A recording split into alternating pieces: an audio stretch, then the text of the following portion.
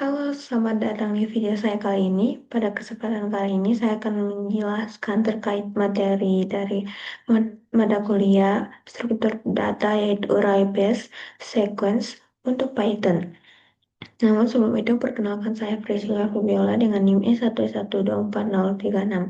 Sini saya akan menjelaskan mulai dari slide 13 sampai ke slide 45. Oke, langsung saja kita masuk ke penjelasannya.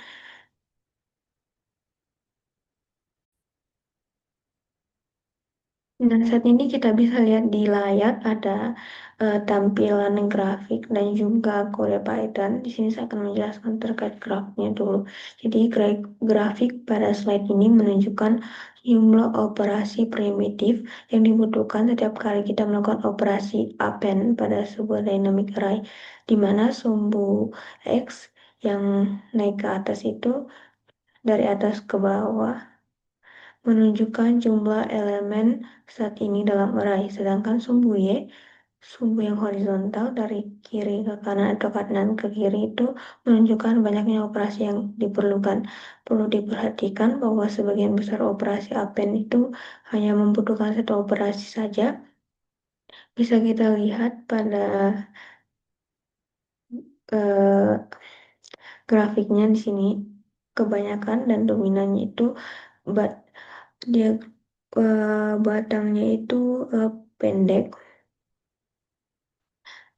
Jadi itu menandakan bahwa sebagian besar operasi append hanya membutuhkan satu operasi saja. Namun sesekali ada operasi append yang membutuhkan sangat banyak operasi.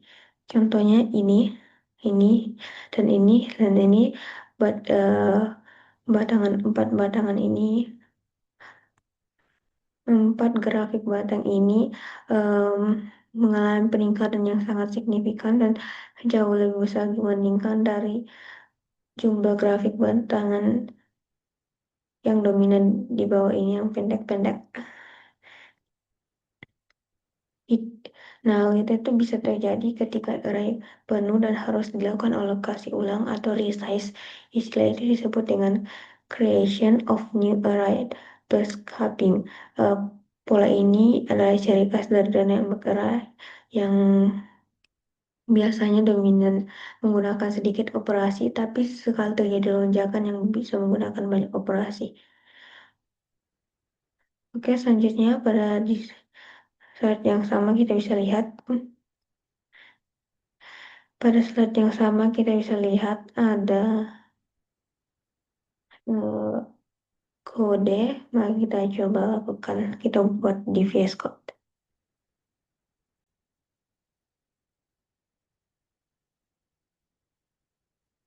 Di sini kita coba mengetikkan kodenya.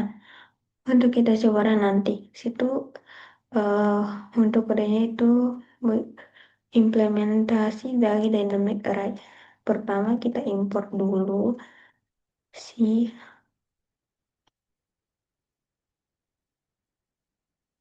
types. Terus kita buat kelas dynamic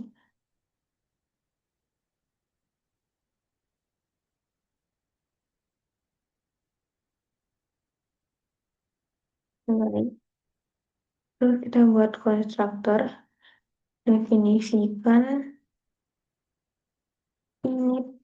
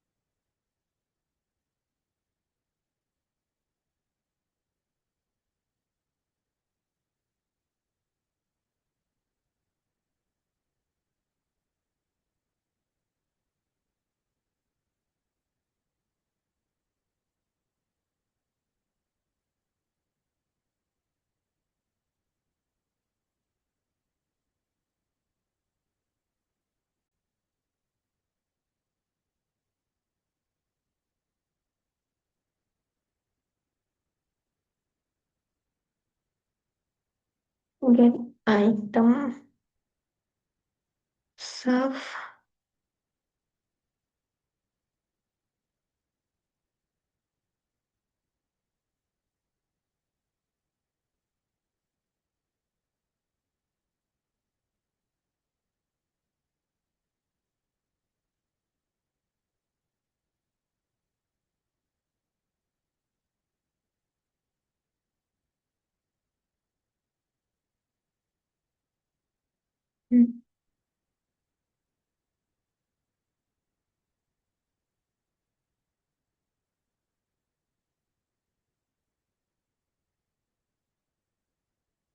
nice, index,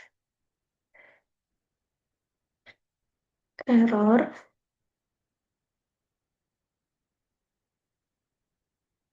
invalid, index. Kita return self.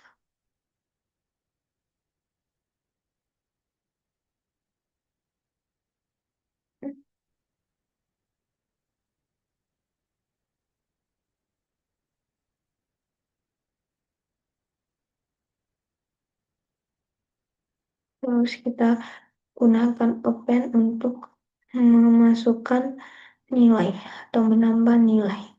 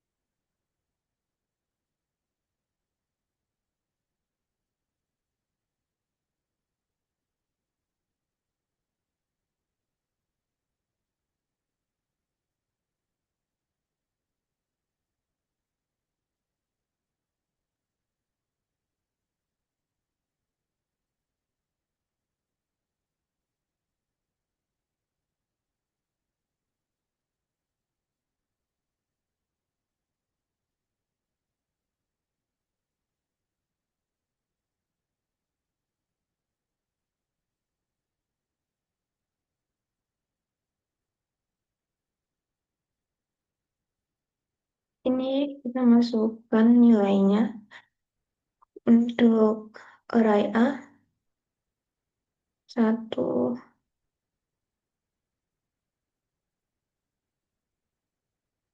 2, kita masukkan 3 nilai,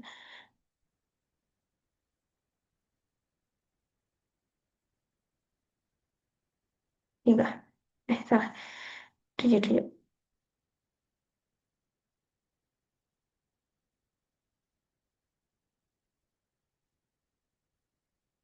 Kita perbesar.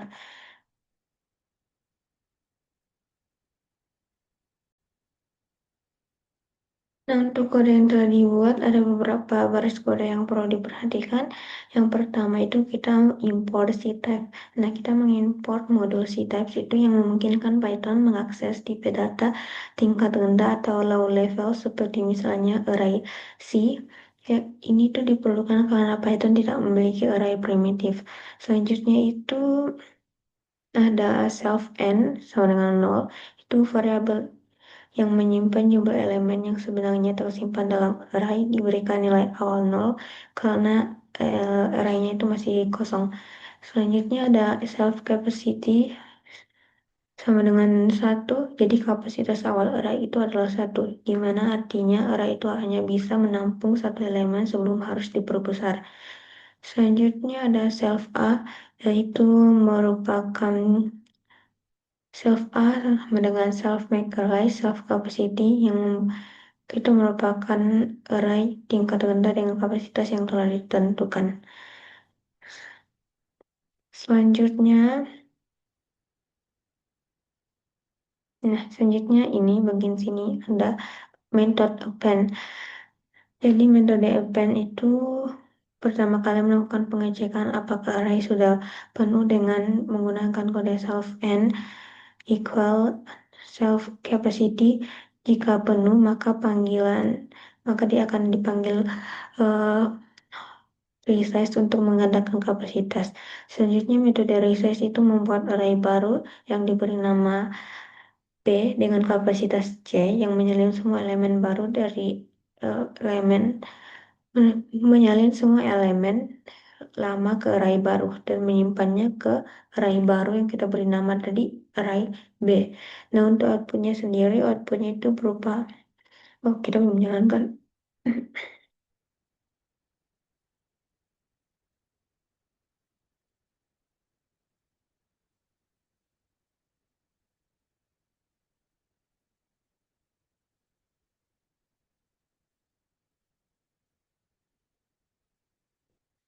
Control Alt. Oh, ternyata ada error. Errornya itu di line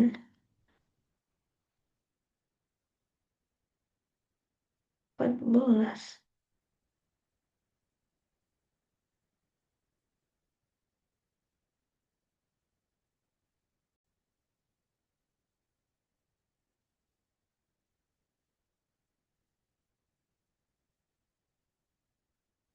Oke, kita run ulang di sini.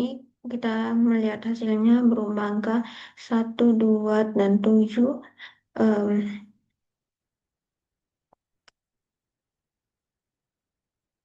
output 1, 2, dan 7 itu berarti elemen indeks untuk 0 itu adalah 1, indeks untuk 1 itu 2, dan indeks untuk 2 itu adalah 7.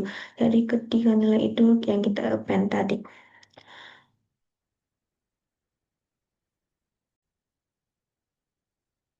Oke, lanjut kita membahas multi-task analysis. Jadi, amortized analysis refer to determine the time average running time for a sequence operation. Jadi, analis amortisasi itu mengacu pada penentuan waktu rata-rata untuk menjalankan serangkaian operasi. It is different from average case analysis as it do not make any assumption about the distribution of the data value. Jadi, analisis ini berbeda dari analisis kasus rata-rata atau average case analysis karena tidak membuat asumsi apapun tentang distribusi nilai. Lalu, amortized analysis is a worst case analysis for a sequence of operation rather than for individual rate operation. Jadi, analisis amortisasi itu adalah analisis kasus terburuk untuk serangkaian operasi, bukan untuk operasi yang secara individu.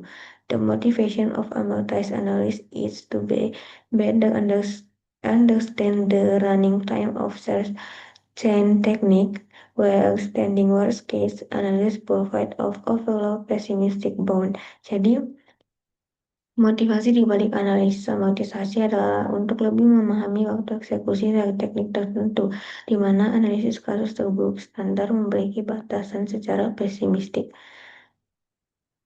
Jadi di sini ada gambaran penjelasan dari tadi tentang amortisasi. Jadi misalkan seseorang itu memiliki toko es krim, jadi setiap hari itu pemilik menjual es krim. Nah, sebagian hari itu dilakukan dengan menjual dagangan, melakukan transaksi dengan cepat dan mudah. Jadi, tapi ada satu kali waktu di mana dalam sebulan itu pemilik harus membersihkan seluruh tokonya dan tentu saja itu membutuhkan waktu yang lama. Nah, jika kita menilai efisiensi toko hanya berdasarkan hari-hari paling sibuknya, maka kita mendapatkan gambaran tidak adil karena sebagian besar toko itu berjalan seperti biasanya, tidak terlalu sibuk. Nah, analisis amortisasi itu mengajak kita untuk melihat rata-rata dari keseluruhan operasi. Selanjutnya, kita bahas lagi tentang amortized analysis. Jadi, amortized analysis general applies to a method that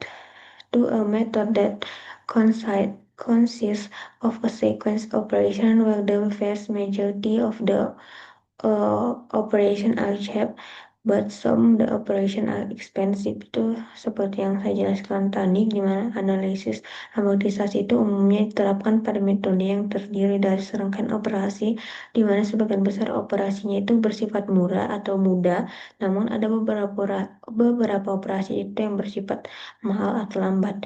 If we can show the expensive operation are rare, we can change them to the shape operation and only bound the shape operation. Nah, jika kita bisa membuktikan bahwa operasi yang mahal itu jarang terjadi, maka kita bisa menukarkannya biaya dari operasi ke biaya operasi yang murah sehingga kita hanya perlu membatasi biaya operasi yang murah saja. Assign an artificial cost to each operation in sequence, such the total of artificial cost per sequence of operation bound the total of the real cost of sequence. Jadi caranya itu dengan menetapkan biaya buatan atau yang di sini disebut artificial cost untuk setiap operasi dalam urutan tersebut. Sedemikian rupa sehingga biaya total buatan untuk seluruh urutan operasi membatasi total biayanya atau dari urutannya. This artificial cost is called amortized cost of operation. Jadi biaya buatan itu disebut dengan biaya amortisasi atau amortized cost dari sebuah operasi.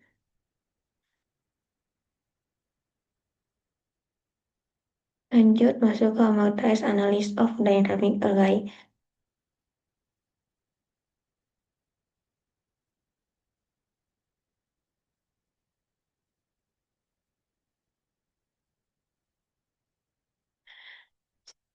Jadi di sini poin pertama, view the computer as a coin operated application that require the payment of $1 for a constant amount of computing time. Jadi kita menggunakan analogi cyber dollar. Jadi kita membayangkan komputer sebagai mesin operasi dengan menggunakan koin di mana setiap koin cyber dollar itu membayar untuk sejumlah waktu komputasi yang konstan.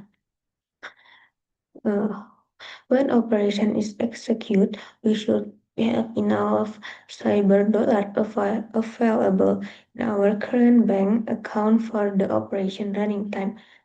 Jadi ketika sebuah operasi dijalankan, kita harus memiliki cukup cyber dollar di akun bank kita saat ini untuk membayar waktu eksekusi dari operasi tersebut. Thus, the total amount of cyber dollars spent for any computation will be proportional to the total time spent to the computation. Nah, dengan demikian total cyber yang dibelanjakan untuk setiap komputasi itu akan sebanding dengan total waktu yang dihabiskan untuk komputasi tersebut. We can overchange some operation in order to save up cyber dollar to pay for other. Jadi kita boleh melebihkan untuk bayaran beberapa operasi yang cukup tinggi agar kita bisa menabung cyber dollar untuk membayar operasi lain.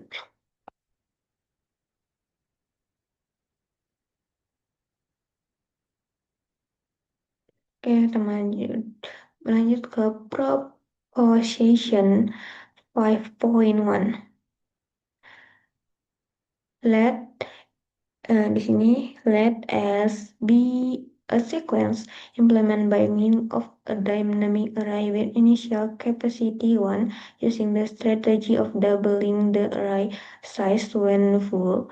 The total time to perform a series of an operation in S starting from S being empty is big O of n. Jadi misal kita buat pemisalan, kita misalkan S itu adalah sebuah urutan atau sequence yang diimplementasikan dengan menggunakan dynamic array dengan kapasitas awal kita tentukan itu satu, menggunakan strategi penggantian ukuran array ketika arraynya itu penuh. Total waktu untuk melakukan n operasi append pada S dimulai dari S yang kosong adalah big of N, big O of N.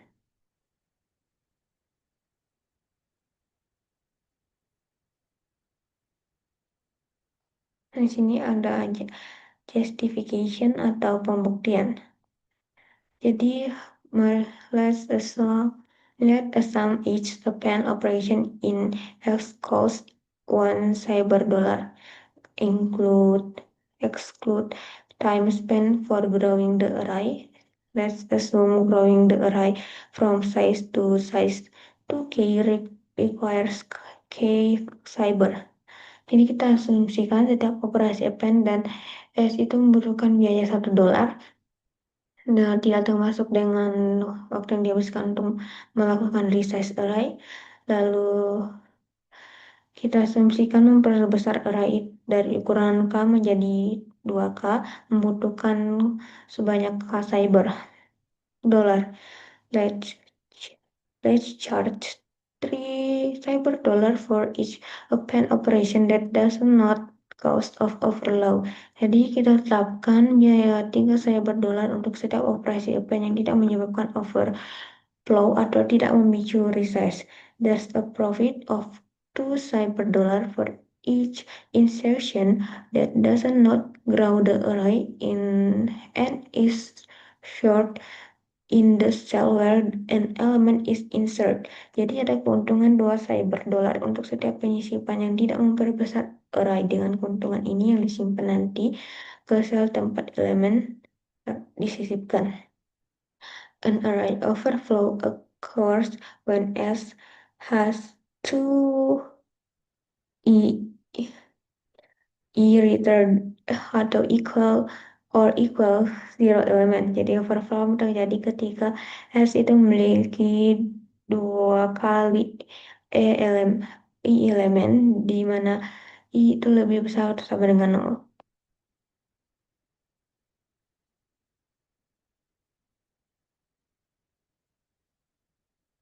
Di sini ada mengenai penjelasannya, bagaimana sistemnya.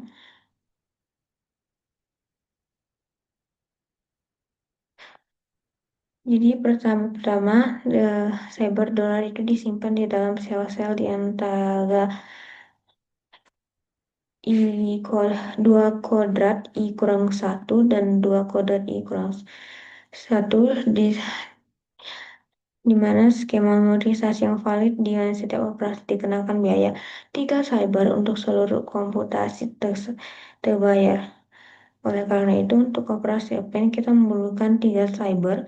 Waktu eksekusi amortisasi untuk setiap operasi append itu big O of 1. Oleh karena itu, total untuk eksekusi untuk operator append itu adalah big O of n.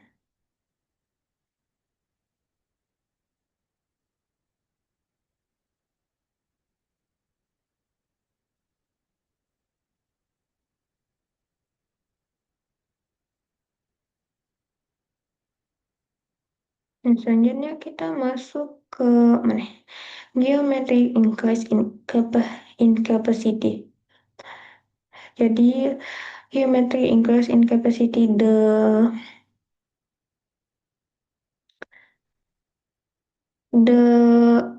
big O1 amortized amount per operation can be proven for any geometrical increase progression for array size. Jadi peningkatan geometris jadi batas amortisasi big O1 per operator dapat dibuktikan dengan setiap peningkatan geometri ukuran pada array.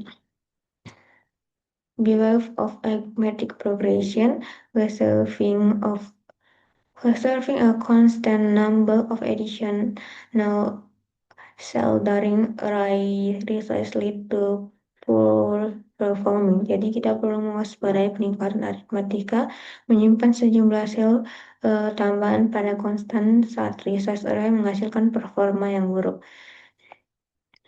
At extreme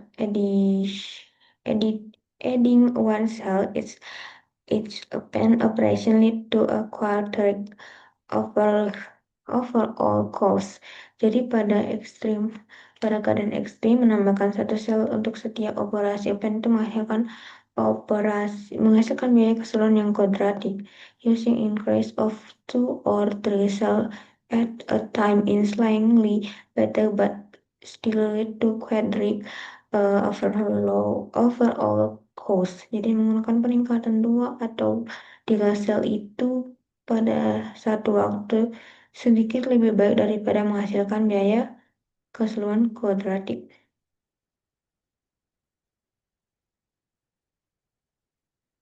Using a fixed increment for each resize, arithmetic progressing of intermediate array resize results in overall time that is quadratic in number of operation. Jadi menggunakan increment tetap untuk setiap resize yang masuk kadar aritmatika pada ukuran array akan menghasilkan total di waktu yang kuadratik.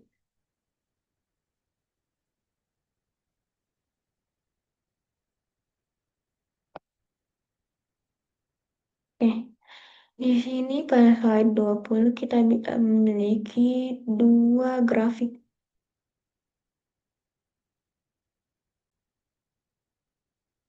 Jadi dua grafik ini merupakan grafik yang membandingkan performa operasi append ketika array diperbesar dengan menambahkan dua sel, yaitu grafik di sebelah kiri dan tiga sel pada grafik sebelah kanan. Nah, grafik kiri itu menggunakan peningkatan dua sel.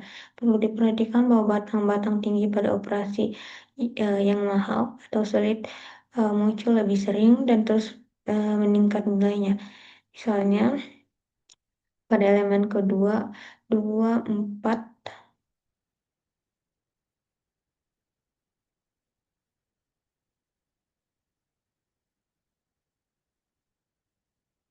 di sini ada angka 2, 4, 6, 8, 10, dan seterusnya. Dari sini banyak diagram batang yang terus meningkat.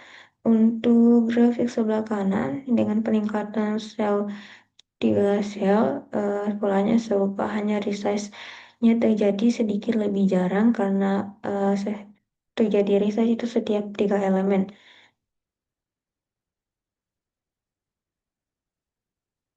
Lanjut,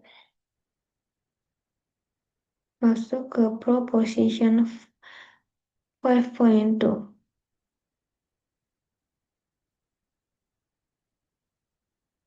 Jadi, melakukan serangkaian n operasi append pada dynamic array yang awalnya kosong itu menggunakan increment yang tetap pada setiap resize membutuhkan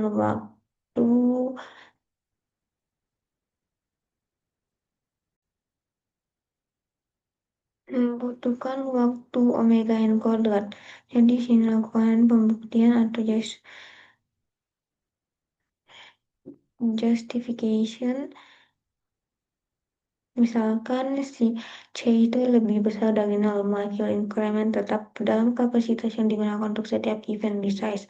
Untuk serangkaian n operasi append akan terjadi M sama dengan n per C resize yang masing-masing membutuhkan waktu C, 2C, 3C, dan seterusnya sampai MC.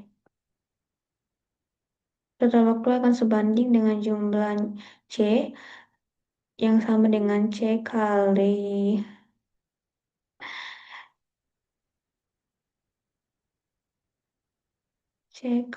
M, C kali M, 6 kurung M tambah 1 dibagi 2, harus sama dengan dari C, N per C, 6 kurung N per C tambah 1 dibagi 2, ya bisa sama dengan N kuadrat bagi 2C, di mana sehingga T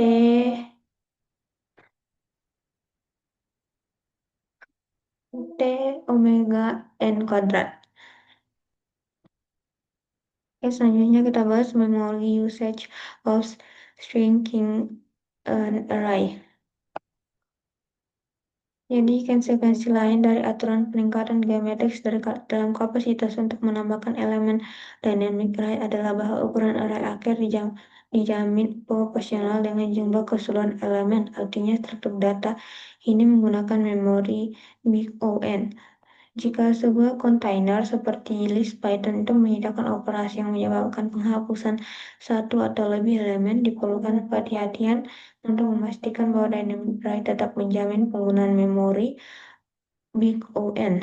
Penyisian berulang pada dapat menyebabkan array dasar tumbuh sangat besar secara sembarang yang tidak lagi merupakan hubungan proporsional dengan jumlah elemen aktual.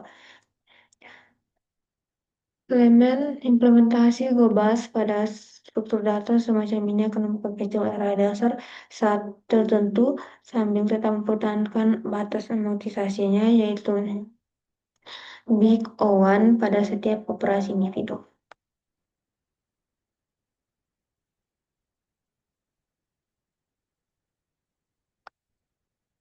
Di sini ada Python list class.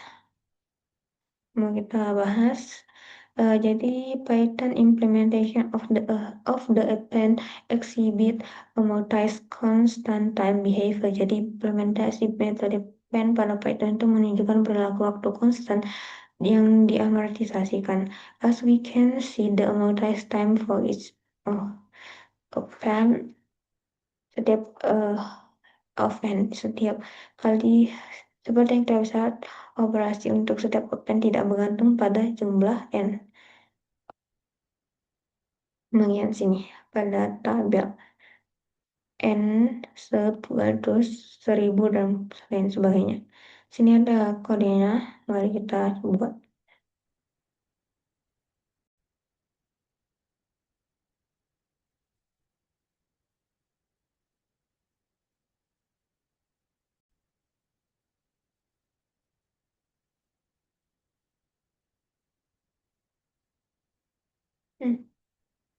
Sini hasilnya seperti ini. Oke, lanjut ke slide selanjutnya. Oke, kita masuk ke efficiency of Python second type.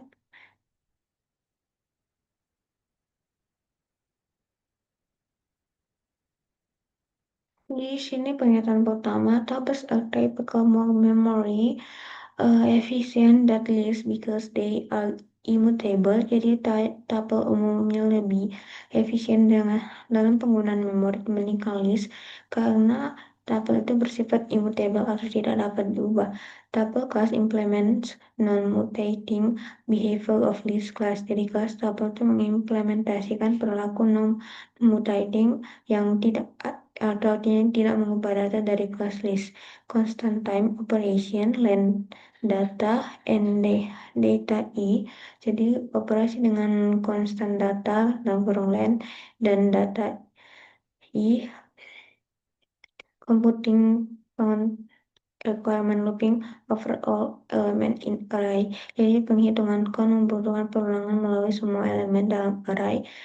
The loop for checking containment of an element of or determine index of element immediately exit once they find the leftmost occurrence of desired value. Jadi perulangan untuk memeriksa apakah elemen ada atau menentukan indeks suatu elemen akan langsung berhenti begitu menemukan kemunculan paling kiri dari nilai yang dicari. Lexico, lexicographic comparison in the worst case evaluation requires an iteration time proportional to the length of the shorter of 2 seconds. Jadi perbandingan leksikografis dalam kasus tersebut evaluasi membutuhkan waktu iterasi yang sebanding dengan panjang dari yang lebih pendek di antara keduanya. Create new instance last three running time depend on the length of new array size to be created. Jadi membuat instance baru tiga operasi terakhir dapat dalam tabel waktu eksekusi bergantung pada panjang ukuran array yang dibuat. Sini adalah contoh operasi dan juga running time-nya. Ini kita masuk ke mutating behavior.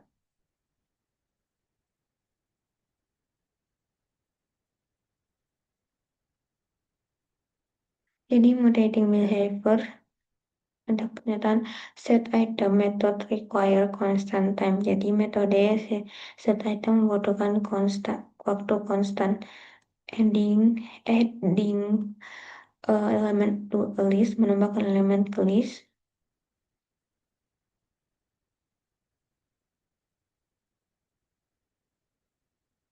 Removing elemen from the list, menghapus elemen dari list dan memperluas list atau extending list dan membuat list baru atau construction new list.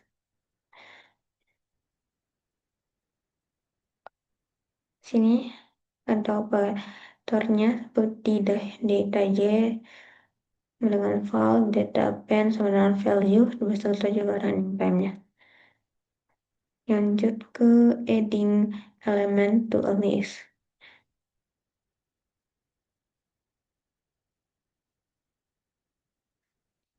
Ya, pernyataan pertama itu ada insert k, value dengan nilai O lebih kecil sama dengan K dan K lebih kecil sama dengan N. Membutuhkan pergeseran semua elemen berikutnya satu slot ke belakang untuk memberi ruang. Resize array memiliki waktu eksekusi kasus terburuk dari omega n, namun hanya big O1 waktu komutasi per operasi. Pergeseran elemen memberikan ruang bagi item untuk memiliki performa komutisasi. Nah, pada slide terdapat kode.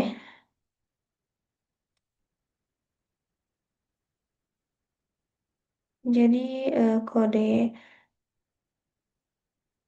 yang pertama yang perlu diperhatikan pada kode itu, yang pertama itu kita pengecekan array apakah array penuh. Jika penuh maka kapasitas digandakan.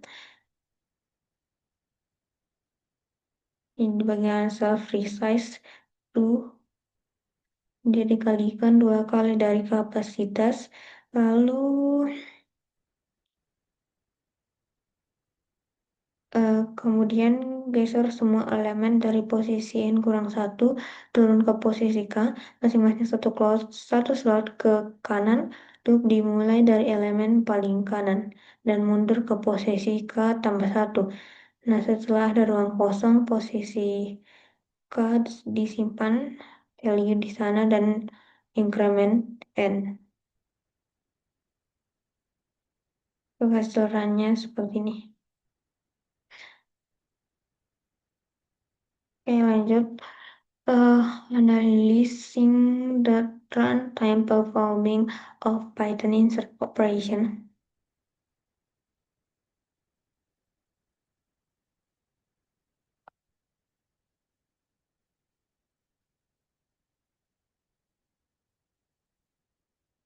Jadi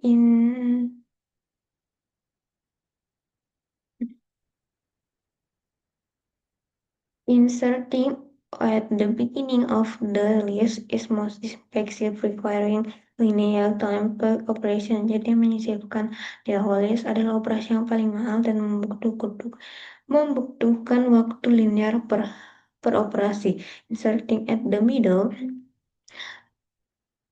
is half the time as inserting at the beginning, still omega of n time.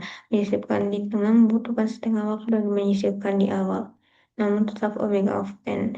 Inserting at the end display big of one behavior. Menyisipkan di akhir menampilkan perilaku big O of one.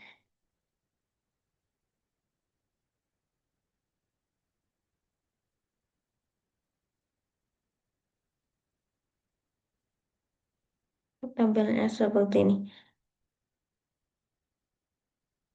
Lanjut ke removing element from a list.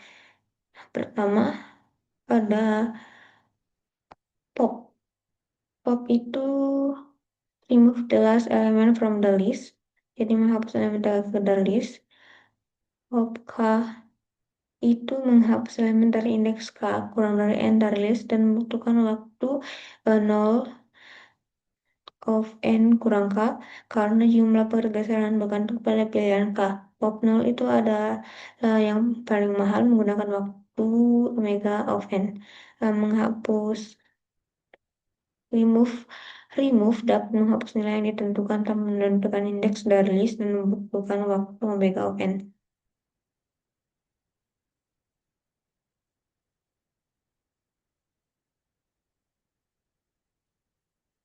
Di sini ada contoh kodenya, mari kita coba.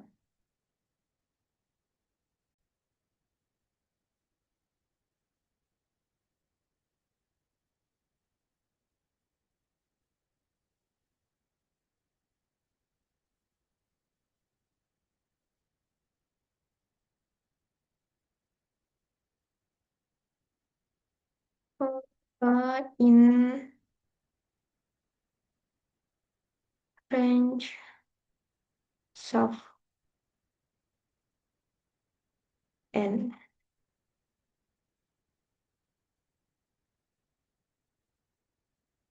itself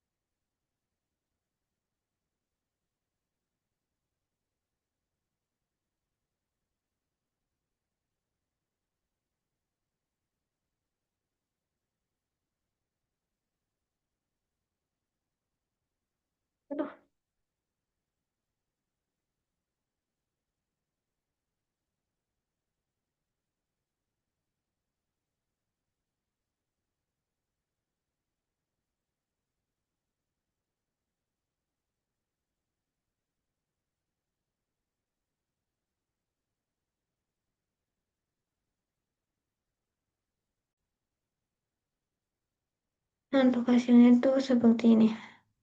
127 dan seterusnya.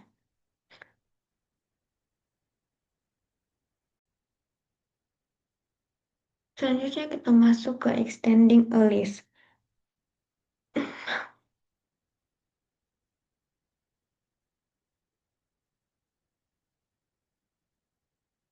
Jadi extending a list itu digunakan untuk menambahkan semua elemen dari satu list ke list kedua.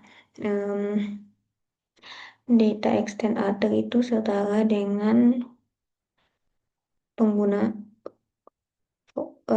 for untuk setiap elemen pada others. Lakukan data append elemen. Waktu eksekusi sebanding dengan panjang list. Karena list pertama mungkin perlu di-resize untuk menampung elemen tambahan. Metode extend lebih disukai daripada pemanggilan append berulang karena ia menawarkan tiga keunggulan. Yang pertama itu ada implementasi bawaan Python jauh lebih efisien dengan implementasi secara natif dalam bahasa yang dikompilasikan dibandingkan dengan menggunakan kode Python yang interpretasi. Terus yang kedua ada lebih sedikit overhead dalam memanggil satu fungsi yang menyelesaikan semua pekerjaan dibandingkan banyak pemanggilan fungsi individual. Dan yang ketiga, efisiensi yang meningkat dari extend berasal dari fakta bahwa ukuran akhir list yang diperbarui dapat dihitung terlebih dahulu, sehingga hanya satu kali resize yang diperlukan.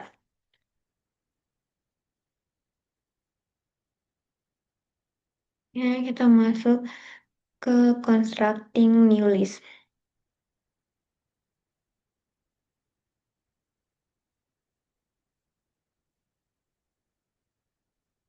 Jadi, es- efisiensi asimptotik bersifat linear terhadap panjang list yang dibuat.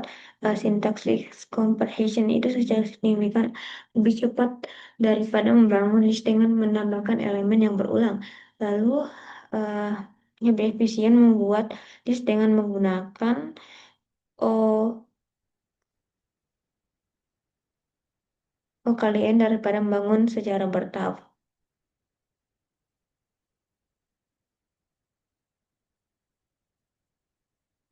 Lalu Python string class.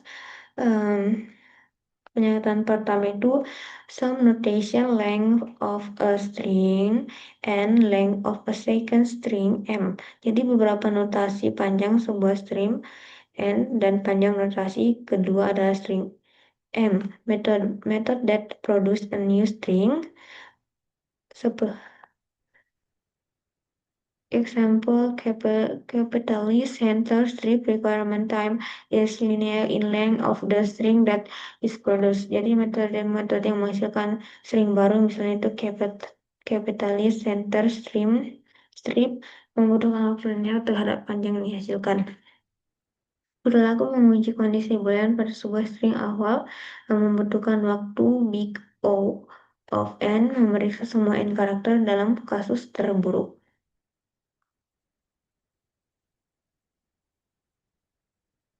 Pattern matching find one string with a large strings. Aduh. Pencocokan model atau pattern matching mencari satu string di dalam setiap string yang lebih besar. Contohnya itu contains, find, index, count, replace, split. Implementasi naif akan menghasilkan kompleks waktu O, big O of mn karena ada n kurang m tambah 1 posisi awal untuk pola dan kita menghabiskan big O m untuk hitung operasi awal dan memeriksa apakah pola cocok. Lalu komposisi string itu membuat string baru dari string lain. Contohnya itu kita memiliki string besar yang kita beri nama dokumen. Nah, tujuan kita itu adalah membuat string baru berupa letter yang hanya berisi karakter alfabetik dari string asli yang menghilangkan spasi, angka, dan tanda bacanya.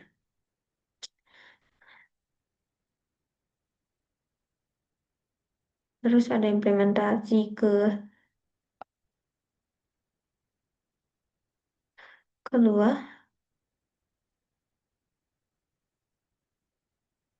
itu menggunakan list sementara seperti pada ini. Them for C in document. Jadi kita membuat string baru setiap iterasi, lalu kita kumpulkan karakter ke dalam list, sementara lalu append ke list. Di akhir kita gunakan join time untuk membuat string sekali saja.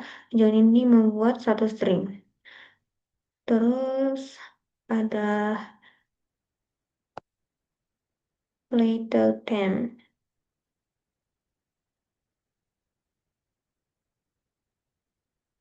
Join C from C in document if C is alpha. Jadi kita menggunakan generator expansion. Kita melakukan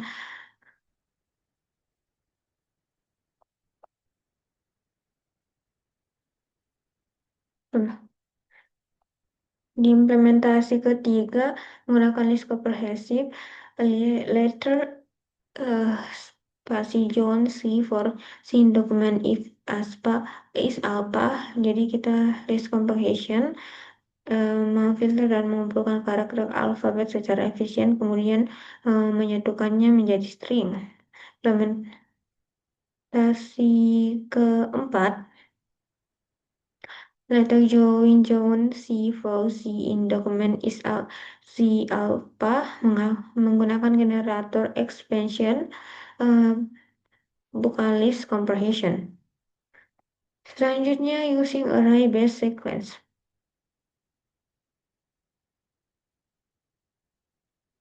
Using array based sequence.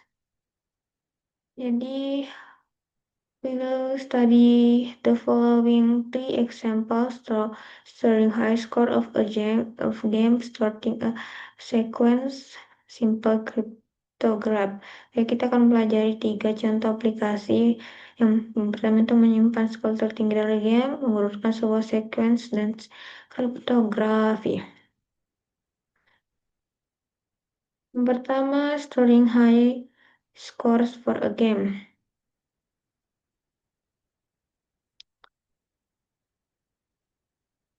The objective of is to store high score entries of a video game. Jadi tujuannya itu adalah menyimpan entry score tertinggi untuk sebuah video game. Is game entry has a name and score. Corresponding class is game entry. Nah, di sini sudah contohnya ada Mike dan jumlah skornya. Jadi setiap game dimasukkan nama dan juga jumlah skornya. To maintain a sequence of high score, we create another class called scoreboard. Nah, untuk mempertahankan urutan skor tertinggi, kita membuat kelas baru yang kita beri nama scoreboard. Scoreboard itu scoreboard can have a limit number of entries. A new score only qualifies for the scoreboard if it is strongly higher than the lowest of the higher score in the board. Jadi scoreboard bisa memiliki tujuan interior yang terbatas dan skor baru yang memenuhi syarat untuk masuk scoreboard jika skor tersebut secara ketat lebih tinggi dari skor terendah pada papan. When a new entry is made to the scoreboard, element of shifted to the right to create a upright space for a new score. Jadi, ketika entry baru dibuat, scoreboard elemen-elemen digeser ke kanan untuk membuat ruang baru untuk skor baru.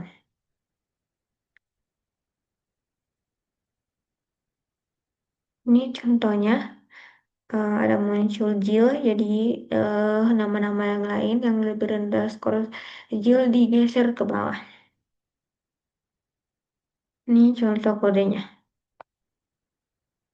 Oke, kita masuk ke sorting a sequence.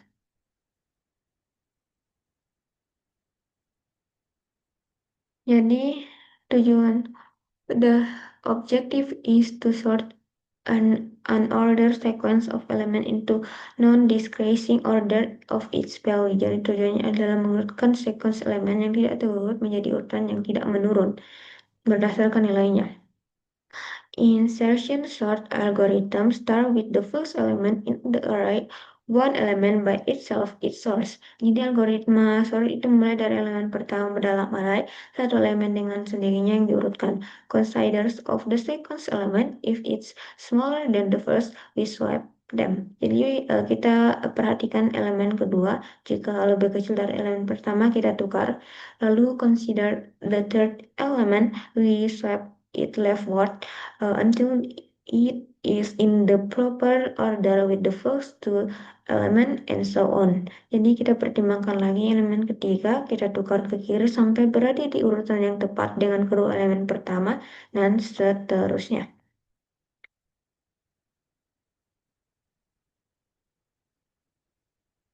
Ini adalah contohnya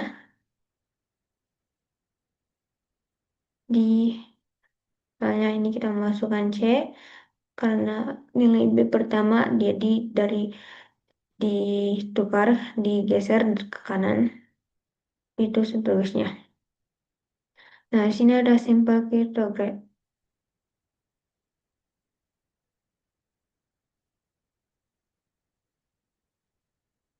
Jadi eh, Caesar Cipher atau sandi Caesar melibatkan penggantian setiap huruf pada pesan dengan huruf yang berbeda pada sejumlah posisi tertentu setelah alfabet. The replacement rule could be represented using another string. Jadi aturan pergantian itu dapat direpresentasikan dengan menggunakan string lain. Eh, Selanjutnya, ini contoh implementasi dari sandi Caesar. Nah, untuk menentukan penggantian bagi semua karakter dalam Caesar Cipher, kita perlu memetakan karakter dari A ke Z ke angka-angka dari 0 hingga angka 25.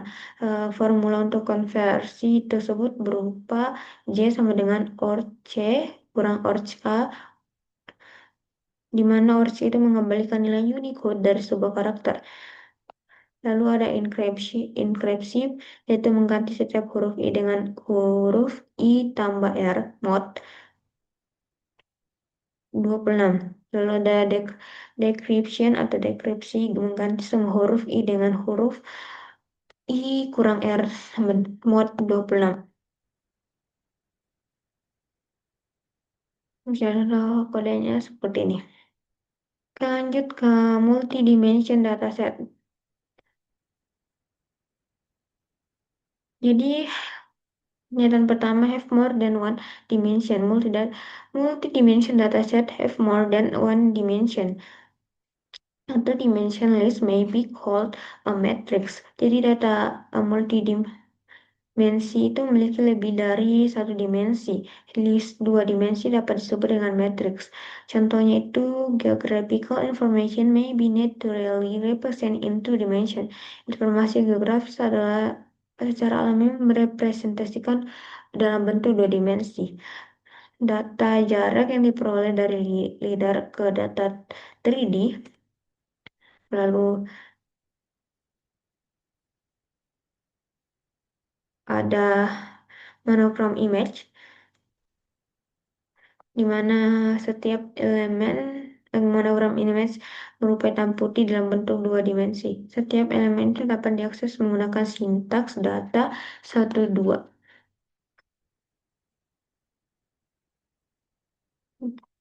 Lanjut construction multidimension. Jadi pernyataan pertama, cara cepat menginstalasi list dalam dimensi dengan menggunakan data, kita masukkan nilainya 0 kali n. Ini menginisialisasikan list dimensi menggunakan multidimensi. Ini ada data sama dengan 0 dikali C kali R dan seterusnya. Ini contoh penggunaan yang benar. Cara yang tepat yaitu berupa data nilai 0 dikali C for J in range R. Itu memastikan bahwa setiap sel itu dari list primer menunjukkan independen dari list sequence, bukan hanya sekedar objek yang sama.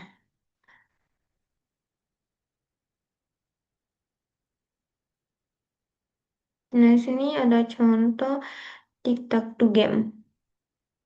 Jadi kita membuat game tic-tac-toe. Oke, kita masuk ke summary. Jadi di sini di summary itu kita telah belajar. Yang pertama,